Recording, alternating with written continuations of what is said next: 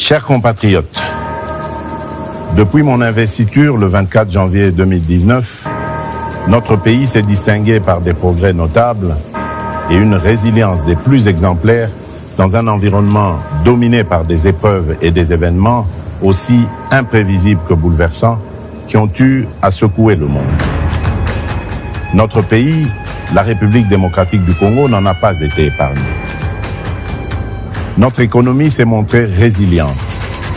Il en est de même de nos populations qui, avec bravoure, se sont dressées comme un seul homme dans les provinces de l'Ituri et du Nord Kivu, en proie à l'agression de nos voisins et au terrorisme.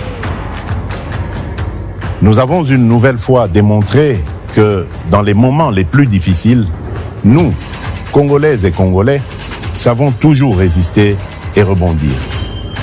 J'en veux pour preuve la force de caractère et les efforts consentis durant la pandémie de Covid-19 ou encore la dignité des habitants de Goma face à l'éruption du mont Nyiragongo en mai 2021.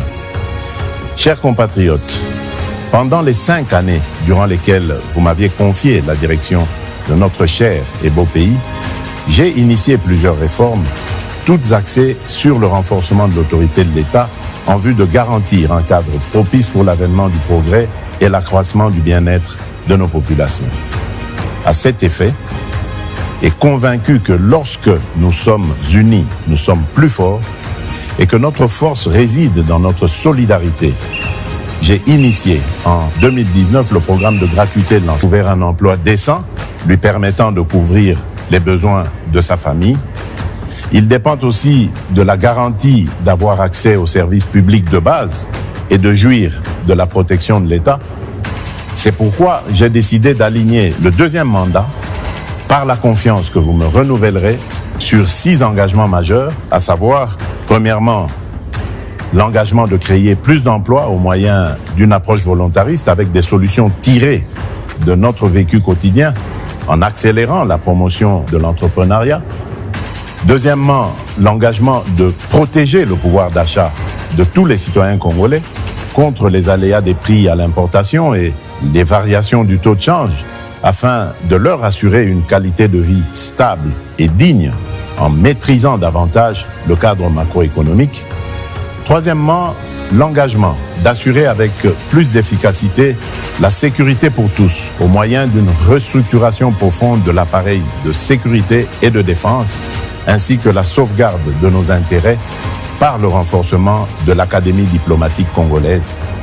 Quatrièmement, l'engagement d'intensifier la diversification de notre économie et d'accroître sa compétitivité en procédant par l'intégration de l'espace national en un marché unifié pour mieux la préparer à la transformation des produits agricoles et miniers bruts.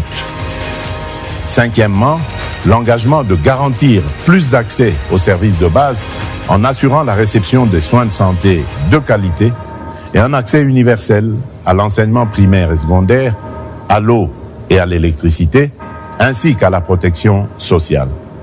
Et enfin, l'engagement de renforcer l'efficacité des services publics à travers la construction et l'amélioration des infrastructures routières, aéroportuaires et touristiques, tout en réduisant la fracture numérique sur tout le territoire national.